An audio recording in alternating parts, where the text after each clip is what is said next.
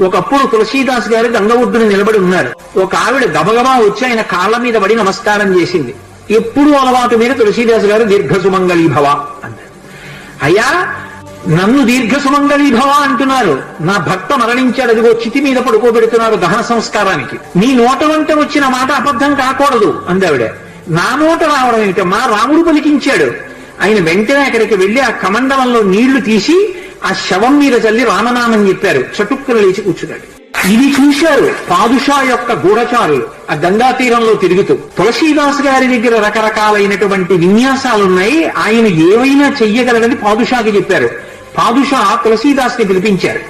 పిలిపించి నువ్వేమిటో చచ్చిపోయిన వాడిని బతికించావుట, ఏవి కొన్నటువంటి వింత చేష్టితములు చెయ్యన్నారు. తులసీదాస్ గారు అన్నాడు, వింత చేష్టితములు చేయడానికి నేను గారడివాడినా కాదు, రాముడు నన్ను పనిముట్టుగా అనుగ్రహించాడు, అది రామానుగ్రహం అన్నాడు. అంటే నేను చెప్పిన మాట పాటించట్లేదు కాబట్టి కొరడాలతో కొట్టండి అన్నాడు. అంటే అప్పుడు హనుమాన్ చాలీసా చేశారు తులసీదాస్ గారు.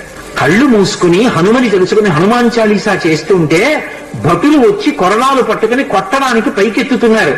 ఆశ్చర్యం ఏమిటంటే ఆ రోజున పాదుషా కోట అంతఃపురం అంతటా పెద్ద పెద్ద కోతులు వచ్చి ప్రతి సైనికుడి చెయ్యి పట్టుకున్నాయి కదలకుండా. పాదుషా భయపడిపోయి సింహాసనం దిగి కిందకొచ్చి తులసీదాస్ గారి కాళ్ళ మీద పడ్డాడు. అప్పుడు ఖచ్చితంగా పూర్తయిపోయింది హనుమాన్ చాలీసా. ఆ తులసీదాస్ గారి చదివినప్పుడు అన్ని కోతుల రూపంలో వచ్చి ఎదురుగుండా హనుమ నిలబడి కాపాడారు తులసీదాస్ గారిని. అందుకే అప్పటికీ ఇప్పటికీ ఎప్పటికీ కూడా హనుమాన్ చాలీసాకి అంత శక్తి. Download ShareChat.